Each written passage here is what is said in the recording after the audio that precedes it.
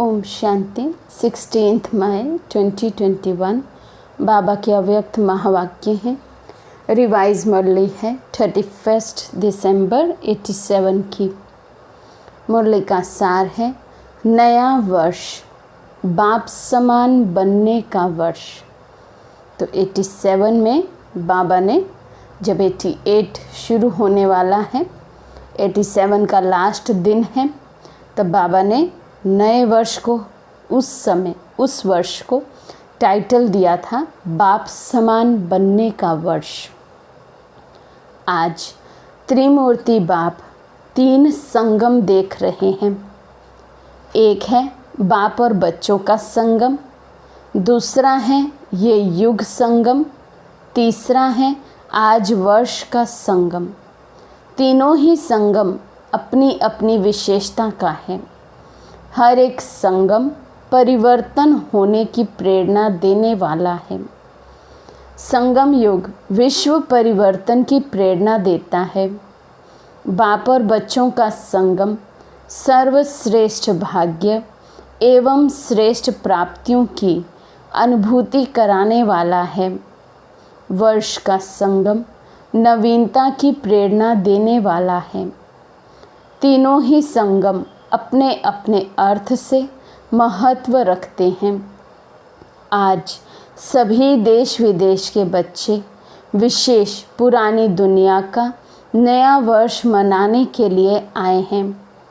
बाप दादा सभी साकार रूपधारी व आकार रूपधारी बुद्धि के विमान से पहुँचे हुए बच्चों को देख रहे हैं। तो बाबा सभी बच्चों को देख रहे हैं उस समय, भले कोई साकार रूप में उस हॉल में बाबा के सामने बैठे हैं, या फिर आकारी रूप से, फरिश्ता रूप से, बुद्धि बल से बाबा से मिलन मना रहे हैं। बाबा कहते और नए वर्ष मनाने की डायमंड तुल्य मुबारक दे रहे हैं, क्योंकि सब बच्चे हीरे तुल्य जीवन बना रहे हैं। बाबा पूछते डबल हीरो बने हो। एक तो बाप के अमूल्य रतन हो, हीरो डायमंड हो, दूसरा हीरो पार्ट बजाने वाले हीरो हो।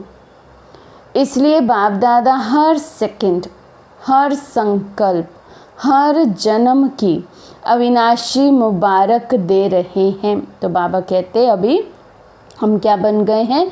डबल हीरो बन गए हैं। एक तो बाबा के अमूल्य रतन बने हैं, बाबा के बच्चे बन गए हैं, हीरो पार्ट धारी हैं, हीरो पार्ट बजाने वाले हैं। दूसरा तो बाबा कहते दोनों ही तरह से डबल हीरो हो। आज आप श्रेष्ठ आत्माओं का सिर्फ आज का दिन मुबारक वाला नहीं, लेकिन हर समय श्रेष्ठ भाग्य, श्रेष्ठ प्राप्ति के कारण बाप को भी हर समय आप मुबारक देते हो, और बाप बच्चों को मुबारक देते सदा उड़ती कला में ले जा रहे हैं। तो बाबा कहते अभी एक वर्ष का अंतिम दिन है, दूसरा वर्ष आदि होने वाला है। तो इस रीति केवल आज का दिन ही बच्चों के लिए मुबारक नहीं है, बल्कि ये पूरा संगम युग ही मुबारक है। बाबा हर सेकंड, हर पल हमें इस जीवन की मुबारक देते रहते और उड़ती कला में ले जाते रहते हैं। इस नए वर्ष में यही विशेष नवीनता जीवन में अनुभव करते रहो, जो हर सेकंड और संकल्प में बाप को तो सदा मुबारक देते हो, लेकिन आपस में भी हर ब्राह्मण आत्मा व कोई भी अनजान अज्ञानी आत्मा भी संबंध व संपर्क में आए तो बाप समान हर समय हर आत्मा के प्रति दिल की खुशी की मुबारक व बधाई निकलती रहे। तो बाबा कहते ना केवल ब्राह्मणों के लिए या बाप दादा के लिए हमारे दिल से बधाई निकले, शुक्रिया निकले, बल्कि हर एक आत्मा जो सारे दिन में हमारे संबंध में आए, संपर्क में आए, हर एक आत्मा के लिए हमारे मन की खुशी से मुबारक निकलनी चाहिए। कोई कैसा भी हो, लेकिन आपके खुशी की बधाई उनको भी खुशी की प्राप्ति का अनुभव कराए। बधाई देना ये खुशी की लेन देन करना है। कभी भी किसी को बधाई देते तो वे खुशी की बधाई है। दुख के समय बधाई नहीं कहेंगे।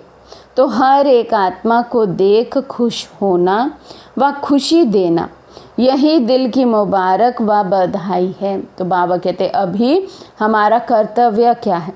हर आत्मा हमें देखकर खुश हो जाए।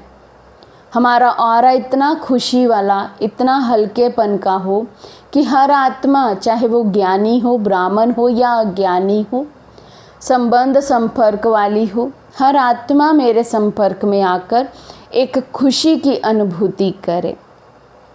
दूसरी आत्मा भले आपसे कैसा भी व्यवहार करे, लेकिन आप बाप दादा की हर समय बधाई लेने वाली श्रेष्ठ आत्माएं सदा हर एक को खुशी दो। वे कांटा दें, आप बदले में रूहानी गुलाब दो। वे दुख दें, आप सुखदाता के बच्चे सुख दो। जैसे से वैसे नहीं बन जाओ। अज्ञानी से अज्ञानी नहीं बन सकते। तो द्वापर से कलयुग तक हमारा यही जीवन जीने का तरीका रहा है। मेरे साथ जो जैसा करेगा मैं उसके साथ वैसा ही करूँगा। लेकिन बाबा कहते अब इस मेथड को भी, अब इस तरीके को भी हमें चेंज करना है। तो जो सामने वाला है वो करने को कुछ भी करे, कैसा भी पाठ बजाए, कितना भी कांटा लगाए, अर्थात मेरे जीवन में भले वो विघ्न रूप बने, मेरे लिए पेपर का रूप बन के आए, लेकिन मुझे हर आत्मा को सुखदाता का बच्चा बन सुख ही सुख देना है। ना केवल कर्मों से, बल्कि बाबा कहते संकल्प में और वाणी से भी हर एक आत्मा को हमें सुख ही सुख देना है। अज्ञानी के साथ हमें अज्ञानी नहीं बन जाना। बाबा कहते संस्कारों के व स्वभाव के वशीभूत आत्मा से आप भी वशीभूत नहीं बन सकते।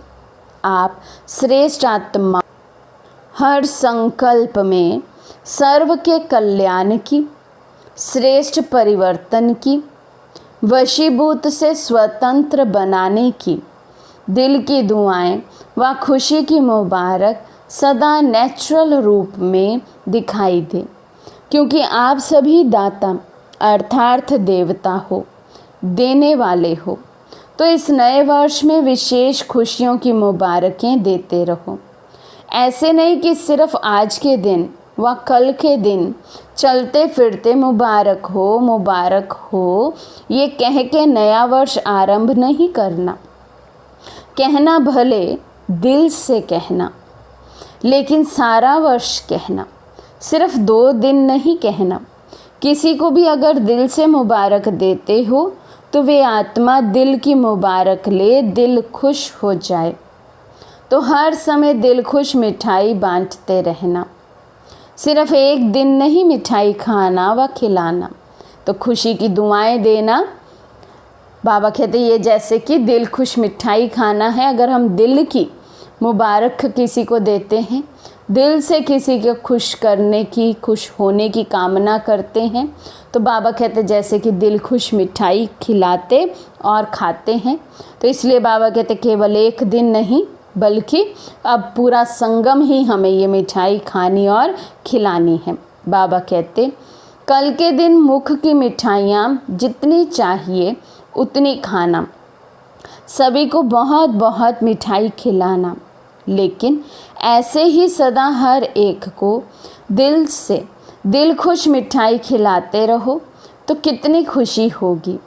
आजकल की दुनिया में तो सिर्फ फिर भी मुख की मिठाई खाने में डर भी है, लेकिन ये दिल खुश मिठाई जितनी चाहिए खा सकते हो, खिला सकते हो। इसमें बीमारी नहीं होगी, क्योंकि बाप दादा बच्चों को समान बनाते हैं। तो विशेष इस वर्ष में बाप समान बनने की यही विशेषता विश्व के आगे, ब्राह्मण परिवार के आगे दिखाओ। जैसे हर एक आत्मा बाबा कहते मधुरता व खुशी का अनुभव करती है, वहाँ बाबा कहने से मुख मीठा होता है क्योंकि प्राप्ति होती है। ऐसे हर ब्राह्मण आत्मा कोई भी ब्राह्मण का नाम लेते ही खुश हो जाए, क्योंकि बाप समान आप सभी भी एक दो को बाप द्वारा प्राप्त हुई विशेषता द्वारा आपस में लेन देन करते हो। आपस में एक दो के सहयोगी साथी बन उन्नति को प्राप्त कराते हो।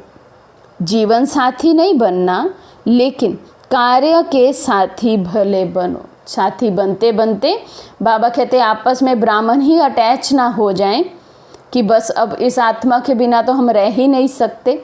इस आत्मा के गुण और विशेषताएं हमें बहुत आकर्षित करती हैं। किसी आत्मा के लगाव झुकाव में हम ना आ जाएं।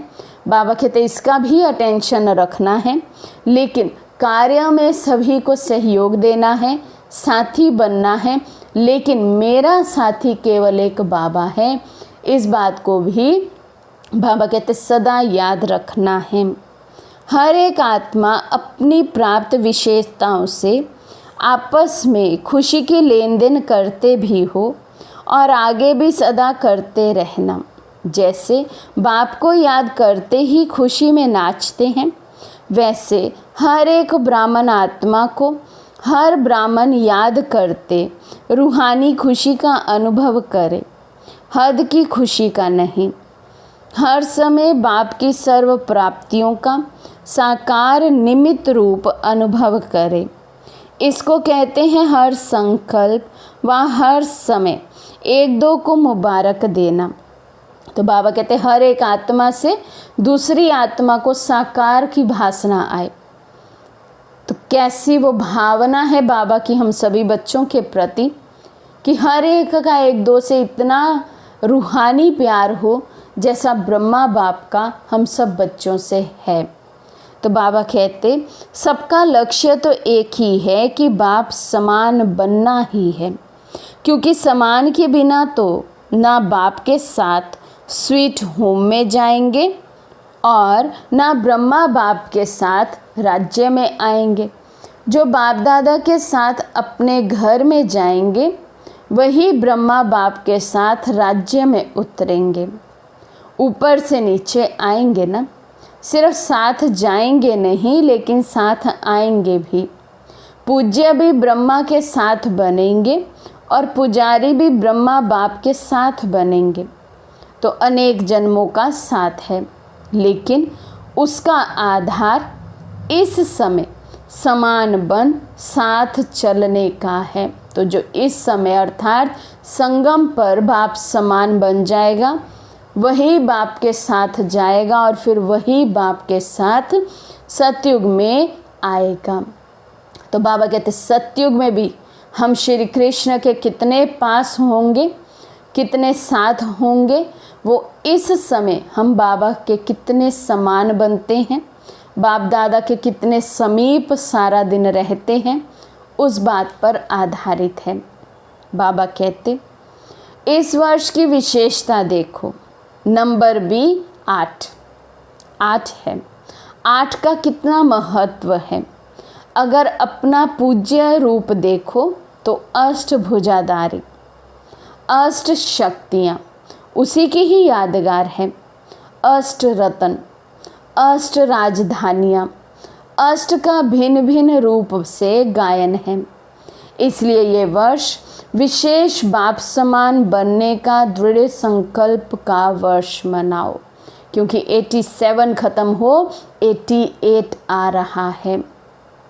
तो अष्ट 8 आ रहा है, इसलिए बाबा कहते इस वर्ष को अभी बाप समान बनने के दृढ़ संकल्प का मनाओ। जो भी कर्म करो बाप समान करो, संकल्प करो, बोलो, संबंध संपर्क में आओ, बाप समान। ब्रह्मा बाप समान बनना तो सहज है ना, क्योंकि साकार है। 84 जन्म लेने वाली आत्मा है। पूज्य अथवा पुजारी सभी की अनुभवी आत्मा है। पुरानी दुनिया के, पुराने संस्कारों के, पुराने हिसाब किताब के, संगठन में चलने और चलाने, सब बातों के अनुभवी हैं, तो अनुभवी को फॉलो करना मुश्किल नहीं होता है। और बाप तो कहते हैं कि ब्रह्मा बाप के हर कदम के ऊपर कदम रखो। कोई नया मार्ग नहीं निकालना है, सिर्फ हर कदम पर कदम रखना है। ब्रह्मा को कॉपी करो। इतनी अकल तो है ना। जैसे भक्ति में कहते हैं ना कि नकल के लिए भी अकल चाहिए, तो बाबा कहते हैं अभी तुम्हें भी क्या कहता हूँ कि केवल ब्रह्मा बाबा के कदम पर कदम रखो, अर्थात नकल करो ब्रह्मा बाप की। तो बाबा पूछ रहे हैं इतनी अकल भी है कि ब्रह्मा बाप की नकल कर सके। बाबा कहते सिर्फ मिलाते जाओ, क्योंकि बाप दादा दोनों ही आपके साथ चलने के लिए रुके हुए हैं। केवल बाबा कहते अपने बोल को ब्रह्मा बाप के बोल से मिलाओ, अपने संकल्पों को ब्रह्मा बाप के संकल्पों से मिलाओ, अपने कर्मों को ब्रह्मा बाप के कर्मों से मिलाओ। बस बाबा कहते ये सहज कार्य तो करना है, मिलाना है, और जहाँ सेम नहीं है वहाँ चेंज करना है। बाबा कहते निराकार बाप परम धाम निवासी है, लेकिन संगम योग पर साकार द्वारा पाठ तो बजाना पड़ता है ना। इसलिए आपके इस कल्प का पाठ समाप्त होने के साथ बाप दादा दोनों का भी पाठ इस कल्प का समाप्त होगा, फिर कल्प रिपीट होगा। इसलिए निराकार बाप भी आप बच्चों के पाठ के साथ बंधा हुआ है। शुद्ध बंधन है, लेकिन पाठ का बंधन तो है ना, स्नेह का बंधन, सेवा का बंधन, लेकिन मीठा बंधन है, कर्म भोग वाला बंधन नहीं है। तो नया वर्ष सदा मुबारक का वर्ष है। नया वर्ष सदा बाप समान बनने का वर्ष है। नया वर्ष ब्रह्मा बाप को फॉलो करने का वर्ष है। नया वर्ष बाप के साथ स्वीट होम और स्वीट राजधानी में साथ रहने के वरदान प्राप्त करने का वर्ष है, क्योंकि अभी से सदा साथ रहेंगे। अभी का साथ रहना सदा साथ रहने का वरदान है, नहीं तो बाराती बनेंगे और नज़दीक वाले संबंधी के बजाय दूर के संबंधी बनेंगे। कभी कभी मिलेंगे। बाबा पूछते कभी कभी वाले तो नहीं हो ना। पहले जन्म में पहले राज्य का सुख और पहले नंबर के राज्य अधिकारी विश्व महाराजा विश्व महारानी के रॉयल संबंध, उसकी झलक और फलक न्यारी होगी। अगर दूसरे नंबर विश्व महाराजा महारानी की रॉयल फैमिली में भी आ जाओ तो उसमें भी अंतर है, एक जन्म का फ़र्क भी पड़ जाएगा। इसको भी साथ नहीं कहेंगे। कोई भी नई चीज़ एक बार भी यूज़ कर लो तो उसको यूज़ किया हुआ कहेंगे ना, नया तो नहीं कहेंगे। साथ चलना है, साथ आना है, साथ में पहले जन्म का राज्य रॉयल फैमिली बन करना है। इसको कहते हैं समान बनना। बाबा पूछते तो क्या करना है? समान बनना है व बाराती बनना है, पीछे पीछे चलना है। कभी दूर से मिलने वाले बनना है, कभी कभी मिलने वाले बनना है, या फिर बाबा कहते सदैव श्री कृष्ण के साथ, या कहें विश्व महाराजन महारानी के साथ साथ रहने वाले बनना है। तो बाबा कहते क्या लक्ष्य है? बाप दादा अज्ञानी और ज्ञानियों का एक अंतर देख रहा था, एक दृश्य के रूप में देख रहा था। बाप के बच्चे क्या हैं और अज्ञानी क्या है। आज की दुनिया में विकारी आत्माएं क्या बन गई हैं। जैसे आजकल कोई भी बड़ी फैक्ट्रीज व जहाँ भी आग जलती है तो आग का धुआं निकालने के लिए चिमनी बनाते हैं ना, उससे सदैव धुआं निकलता है और चिमनी सदैव काली दिखाई देगी। तो आज का मानव विकारी होने के कारण, किसी न किसी विकारवश होने के कारण संकल्प में, बोल में ईर्ष्या, घृणा या कोई ना कोई विकार का धुआं निकलता रहता है। आँखों से भी विकारों का धुआं निकलता रहता है और ज्ञानी बच्चों के हर बोल व संकल्प से, फरिश्तापन से दुआएं निकलती हैं। उसका है विकारों की आग का धुआं और ज्ञानी तु आत्माओं के फरिश्ते रूप से सदा दुआएं निकलती। कभी भी संकल्प में भी किसी विकार के वश विकार की अग्नि का धुआं नहीं निकलना चाहिए, सदा दुआएं निकलें। तो चेक करो, कभी दुआओं के बदले धुआं तो नहीं निकलता। फरिश्ता है ही दुआओं का स्वरूप।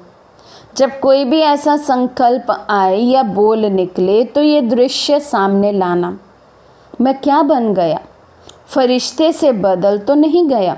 तो बाबा कहते जब भी किसी भी विकार के वशीभूत में आत्मा हो जाऊं तो मैं अपनी चेकिंग करूं, अपने आप से पूछूं कि मैं कहीं फरिश्ता बदल के कुछ और तो नहीं बन गया।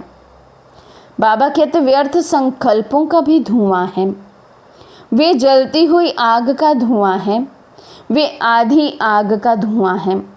पूरी आग नहीं जलती है तो भी धुआं निकलता है ना।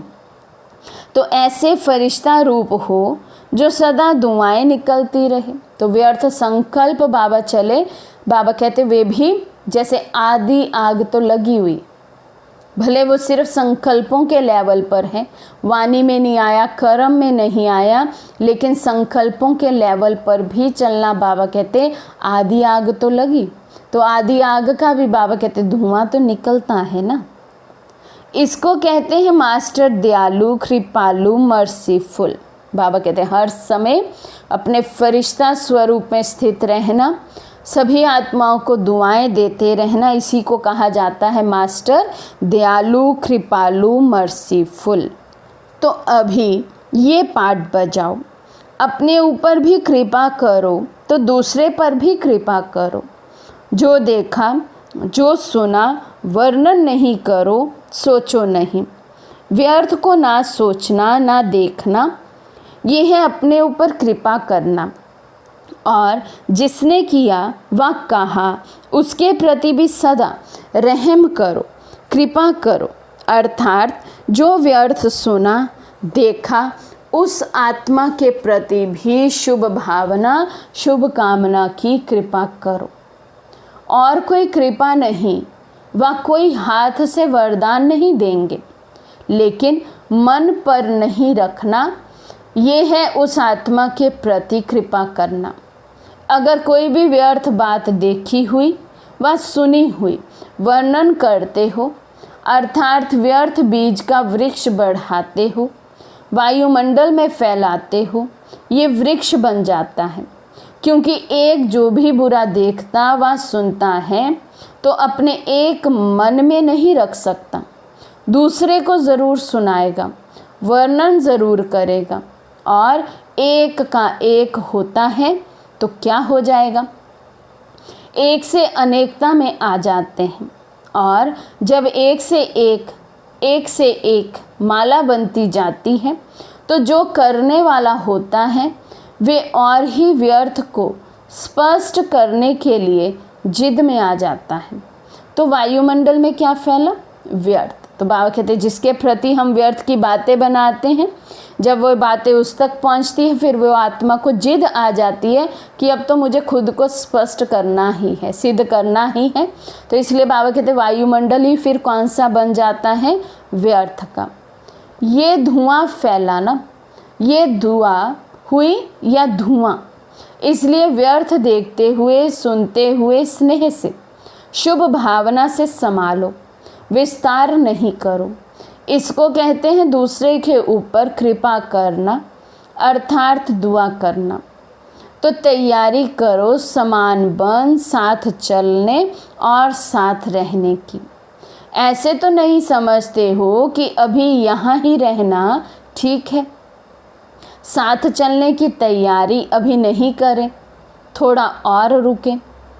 रुकना चाहते हो, बाबा कहते अभी भी इस पुरानी दुनिया में रुकने की चाहना तो नहीं है। रुकना भी हो तो बाप समान बन करके रुको, ऐसे ही नहीं रुको, लेकिन समान बन के रुको। फिर भले रुको, छुट्टी है, आप तो एवर रेडी हो ना। सेवा रुकाती है व ड्रामा रुकाता है, वे और बात है, लेकिन अपने कारण से रुकने वाले नहीं बनो। कर्म बंधन वश रुकने वाले नहीं। बाबा कहते यहाँ रहते, भले अभी ड्रामा में होगा, पाठ है, तो आत्मा जा ही नहीं सकती, शरीर थोड़ा नहीं छोड़ सकती अपनी मर्जी से। तो बाबा कहते भले कोई सेवा रोकती है या ड्रामा रोकता है, वो बात अलग है, लेकिन अंदर से आत्मा की पूरी तैयारी रहे कि जब भी ड्रामा में पार्ट चेंज होगा तो 1 सेकंड लगे ये शरीर, ये दुनिया छोड़ने के लिए। तो बाबा कहते सेवा रुकाती है व ड्रामा रुकाता है, वे और बात है, लेकिन अपने कारण से रुकने वाले नहीं बनो। कर्म बंधन वश रुकने वाले नहीं। कर्मों के हिसाब किताब का चौपड़ा साफ और स्पष्ट होना चाहिए। समझा? अच्छा, चारों ओर के सर्व बच्चों को नए वर्ष की महानता से महान बनने की मुबारक सदा साथ रहे। सर्व हिम्मत वाले, फॉलो फादर करने वाले, सदा 1-2 में दिल खुश मिठाई खिलाने वाले, सदा फरिश्ता बन दुआएं देने वाले, ऐसे बाप समान दयालु कृपालु बच्चों को समान बनने की मुबारक, साथ साथ बाप दादा का याद प्यार और नमस्ते। हम रूहानी बच्चों की रूहानी बाप दादा को दिल व जान शिकवा प्रेम से नमस्ते नमस्ते नमस्ते जी। फिर है डबल विदेशी भाई बहनों से अव्यक्त बाप दादा की मुलाकात। बाबा पूछते, सदा अपने को संगम युगी श्रेष्ठ आत्माएं अनुभव करते हो? श्रेष्ठ आत्माओं का हर संकल्प व बोल व हर कर्म स्वतः ही श्रेष्ठ होगा, तो हर कर्म श्रेष्ठ बन गया है ना। जो जैसा होता है वैसा ही उसका कार्य होता है। तो बाबा कहते हैं आत्मा जितनी श्रेष्ठ बनती जाती है वैसा ही उसका फिर कार्य भी होने लगता है। जितनी अभी आत्मा नीचे की डिग्री में है उतना ही उसके कर्म की क्वालिटी भी कम डिग्री की ही रहेगी। तो बाबा कहते तो श्रेष्ठ आत्माओं का कर्म भी श्रेष्ठ ही होगा ना। जैसी समृद्धि होती है वैसी स्थिति स्वतः होती है। तो श्रेष्ठ स्थिति नेचुरल स्थिति है, क्योंकि हो ही विशेष आत्माएं। ऊंचे ते ऊंचे बाप के बन गए तो जैसा बाप वैसे बच्चे हुए ना। बच्चों के लिए सदा कहा जाता है सन शोज फादर। तो ऐसे हो, आप सबके दिल में कौन समाया है? जो दिल में होगा वही बुद्धि में होगा, बोल में होगा, संकल्प में भी वही होगा। आप लोग कार्ड भी हार्ट का ले आते हो ना, गिफ्ट भी हार्ट की भेजते हो, तो ये अपनी स्थिति का चित्र भेजते हो ना। तो जो बाप की दिल पर सदा रहता है वे सदा ही जो बोलेगा जो करेगा वे स्वतः ही बाप समान होगा। बाप समान बनना मुश्किल नहीं है ना, सिर्फ डॉट अर्थात बिंदी याद रखो तो मुश्किल नॉट हो जाएगी। डॉट को भूलते हो तो नॉट नहीं होता। कितना भी सहज है डॉट बनाना व डॉट लगाना। सारा ज्ञान इसी एक डॉट शब्द में समाया हुआ है। आप भी बिंदी, बाप भी बिंदी, और जो बीत गया उसे भी बिंदी लगा दो बस। छोटा बच्चा भी लिखने जब शुरू करता है तो पहले जब पेंसिल कागज़ पर रखता है तो क्या बन जाता है? डॉट बनेगा ना। तो ये भी बच्चों का खेल है। ये पूरा ही ज्ञान की पढ़ाई खेल खेल में है। मुश्किल काम नहीं दिया है, इसलिए काम भी सहज है और हो भी सहज योगी। बोर्ड में भी लिखते हो सहज राजयोग, तो ऐसा सहज अनुभव करना इसे ही ज्ञान कहा जाता है। जो नॉलेजफुल हैं वे स्वतः ही पावरफुल भी होंगे, क्योंकि नॉलेज को लाइट और माइट कहा जाता है। तो नॉलेजफुल आत्माएं सहज ही पावरफुल होने के कारण हर बात में सहज आगे बढ़ती हैं। तो ये सारा ग्रुप सहज योगियों का ग्रुप है ना। ऐसे ही सहज योगी रहना। अच्छा, आज का वरदान है संशय के संकल्पों को समाप्त कर मायाजीत बनने वाले विजयी रतन भव। संशय के संकल्पों को समाप्त कर मायाजीत बनने वाले विजयी रतन भव। कभी भी पहले से ये संशय का संकल्प उत्पन्न ना हो कि ना मालूम हम फेल हो जाएं। संशय बुद्धि होने से ही हार होती है। इसलिए सदा यही संकल्प हो कि हम विजय प्राप्त करके ही दिखाएंगे। विजय तो हमारा जन्म सिद्ध अधिकार है। ऐसे अधिकारी बनकर कर्म करने से विजय अर्थात सफलता का अधिकार अवश्य प्राप्त होता है। इसी से विजयी रतन बन जाएंगे। इसलिए मास्टर नॉलेजफुल के मुख से ना मालूम शब्द कभी नहीं निकलना चाहिए। ना मालूम हम पास होंगे या नहीं होंगे, ना मालूम ये काम हमसे होगा या नहीं होगा, हम इसमें विजयी रहेंगे या नहीं रहेंगे। तो बाबा कहते जो आत्मा नॉलेजफुल है उसके मुख से या उनके संकल्प में भी ये बातें आ नहीं सकती। स्लोगन है, रहम की भावना सहज ही निमित्त भाव इमर्ज कर देती है। रहम की भावना सहज ही निमित्त भाव इमर्ज कर देती है। अच्छा, ओम शांति।